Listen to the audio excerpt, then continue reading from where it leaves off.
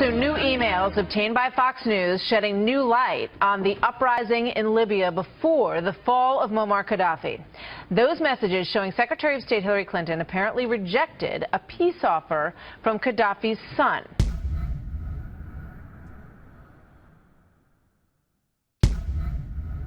Barack Obama won his 2008 election in part due to Americans' fatigue with the wars in Afghanistan and Iraq.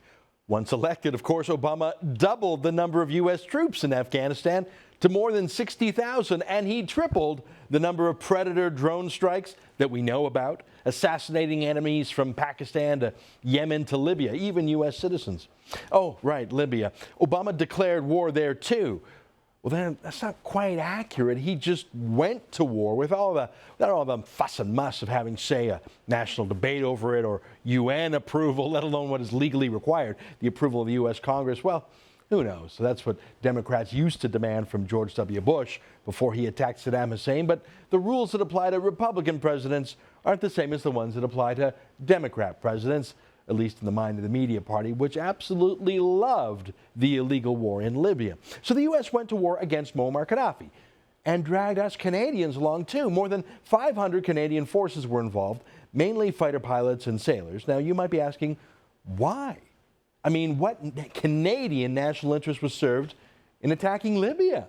Or more accurately, taking sides in a Libyan civil war between Muammar Gaddafi and a ragtag group of rebels, many of whom are affiliated with the Al-Qaeda terrorist organization. I mean, Gaddafi was no liberal. He was an evil man, a dictator, and probably a nut, too. But he was actually doing what we wanted him to do. He paid, get this, more than $1 billion in reparations for Libya's role in blowing up a jet over Lockerbie, Scotland. He paid $10 million to each victim's family. Now, that didn't bring them back from the dead, but imagine if the Saudi king paid $10 million each to the victims of 9/11 and accepted responsibility. I mean, I think even a Saudi hater like me would have to acknowledge that they were reforming themselves. And even more importantly, Libya gave up its nuclear program voluntarily. We didn't have to go in there and blow it up. Gaddafi was turning away from weapons of mass destruction, just as others were, like Iran, were moving towards it. And of course, there was the economy. Libya was selling 1 million barrels of oil a day to Europe. Now, that's conflict oil, and our Canadian ethical oil is superior, but that was what Europe wanted. Even Canada started doing a little business with Libya. Here's Liberal Prime Minister Paul Martin palling around with Gaddafi in one of his eccentric tents that he liked to use as his political offices. I guess my point is Gaddafi was a bastard, but he was our bastard, and he was reforming his ways bit by bit. But Obama and the Europeans decided to snuff him out and forced us Canadians to go along with them. Now, I'm not sure why. I mean, maybe Obama wanted to look tough. I'm sure for Europe it truly was a case of blood for oil. They wanted to keep their oil flowing. But I don't get it. It's not like Gaddafi's opponents were in the Civil War were liberals or Democrats or good guys. They were barbarians. I mean, look what they did when they captured Gaddafi himself. My God, it was surely out of pure savagery, but it was also to shut him up, you know. They killed Gaddafi because he knew just how diabolical his rivals were and had the goods on how anti-American and violent and pro-terrorist they were. Killing Gaddafi meant he couldn't talk about the rebels, say, at a trial. So we were railroaded along with all of this. Now, I'm not sure why. I mean, we Canadians don't buy oil from Libya. They're actually our competitor in that department. Whether Libya was ruled by thug number one or thug number two isn't really a matter of concern for us, at least not enough to risk the lives of Canadian forces. And I think a lot of Americans are thinking the same thing, especially when Libyan rebels affiliated with Al-Qaeda stormed the U.S. consulate in the Libyan city of Benghazi in September, killing the ambassador and 3 other Americans there. That was horrendously embarrassing to Obama because it showed that Libya was not, in fact, a liberal democracy, but that rather it was now the playground of terrorists. Gaddafi's laws were brutal, but there was order. Now there is neither law nor order, just Al-Qaeda chaos in Libya. No wonder Obama and his staff tried to pin the blame on the violence there on some YouTube filmmaker in California. So that's Libya. But Libya is a small country, really just a few cities and a lot of oil. Egypt, on the other hand, is the largest Arab country in the world. Poor as sand, and that's all they have, an economic basket case, a perpetual dictatorship, and corruption to boot. Bastards, but at least they were our bastards like Gaddafi was becoming. Hosni Mubarak, the long-standing dictator in Egypt, nominally supported America in the Cold War. And more importantly, he abided by the peace treaty signed between Egypt and Israel in the 1970s. It was a cold peace, but it was peace. And Mubarak helped keep at bay extremist Islamic terrorists until he too was toppled.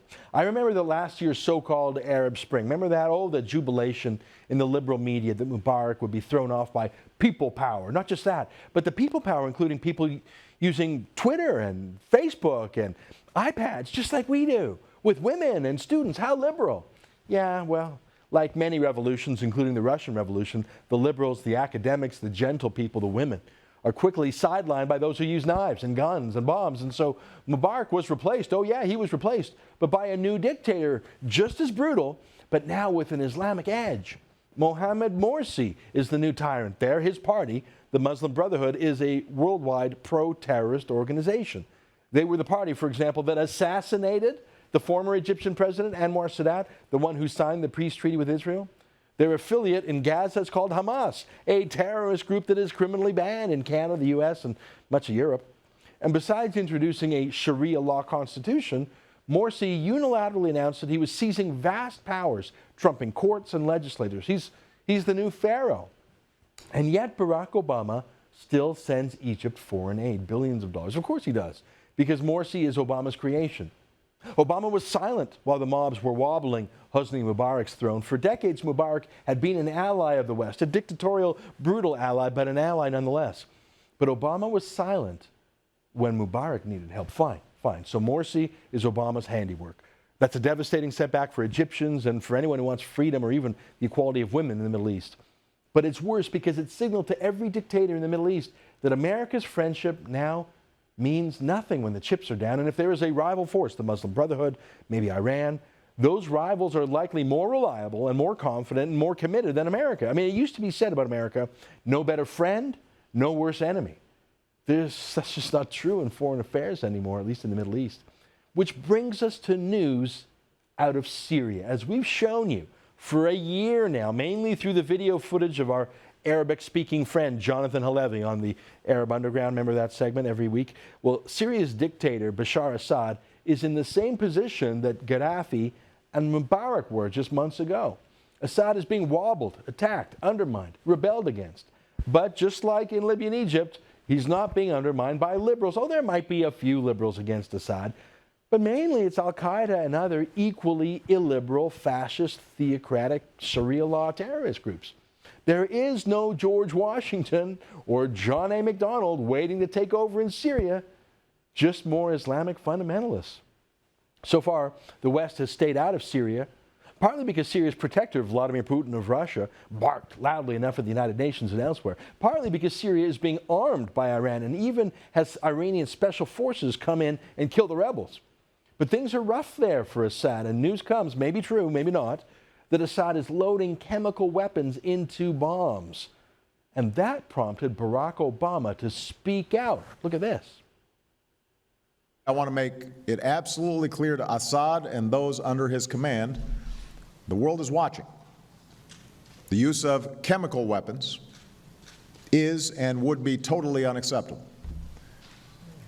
And if you make the tragic mistake of using these weapons, there will be consequences, and you will be held accountable. He called it a red line. But what exactly is the red line? I don't get it. Is butchering tens of thousands of civilians using regular bombs and bullets somehow less acceptable or less red liney than killing them with chemical weapons? And what's America really going to do about it? Put American soldiers on the ground in Syria? Now, probably not. Obama will do what he likes to do best. Lots of Predator drone strikes, lots of missiles lobbed in, maybe some jets pounding things from the air. Okay, showing off. But to what end? Who exactly does Obama want to be the new leader of Syria? Which terrorist group? And will he go in and root out Iran's troops on the ground and maybe Russian advisors? Who's going to fill the void? Will we have a new U.S. embassy in Damascus that will surely be attacked and overrun like the one in Benghazi, Libya was? I mean, this is called foreign policy. Obama has none other than some speeches. He's not a leader. He's not an executive. He's a campaigner, a soundbiter. He thinks lobbing a few missiles is foreign policy. He's a disaster. There is no U.S. interest in getting involved in the Syrian civil war. There are no good guys. Keeping Iran out is a good idea, but Obama doesn't have the stomach or the know-how for that. He doesn't have any plan. But here's my point. If there is no U.S. national interest in Syria, well, the same must go for us Canadians times 10. Obama's a foreign policy disaster. Libya, Egypt, Iran. Freedom is in retreat around the world. It's a shame. But Obama is America's decision. We have to make our Canadian decisions. There is no possible Canadian angle in Syria. No possible Canadian interest. No possible Canadian role. No possible pro-Canadian outcome. Let these savages kill each other. Let Obama flail around. The Arab Spring is a failure. It's a Muslim Brotherhood coup. What difference at this point does it make